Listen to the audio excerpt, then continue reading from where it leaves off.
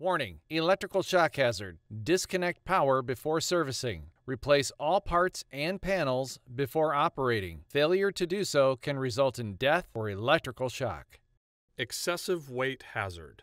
Use 2 or more people to move and install dishwasher. Failure to do so can result in back or other injury.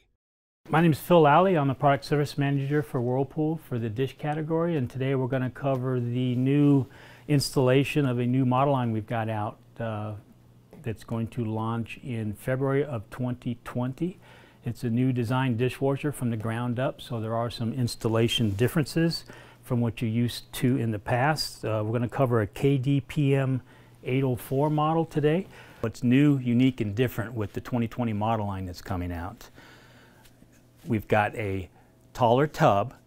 The drain hose connection is new. It's got a 110-degree elbow.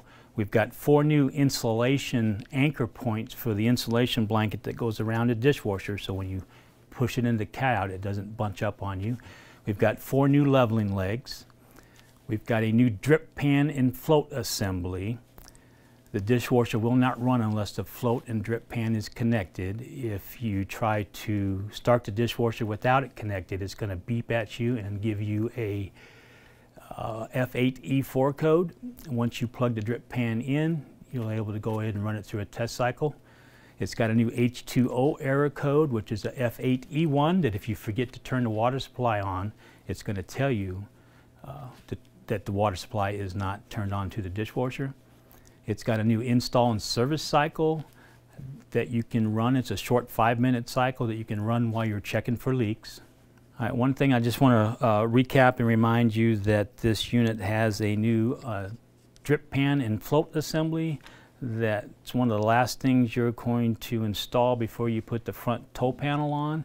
And we want you to run a short installation service cycle, or you could do a rinse only. We're just trying to make sure we get water in it, the unit's working, and you want to check for leaks before you put the toe and insulation panel on.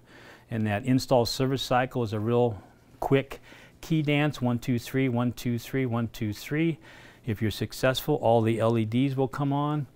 And then you can rapid advance it, steps 1 through 6. Step 1 is drain, step 2 is fill, step 3 is wash. And like I say, it's a short 5-minute cycle, or you can rapid advance it to whatever portion of the cycle that you want.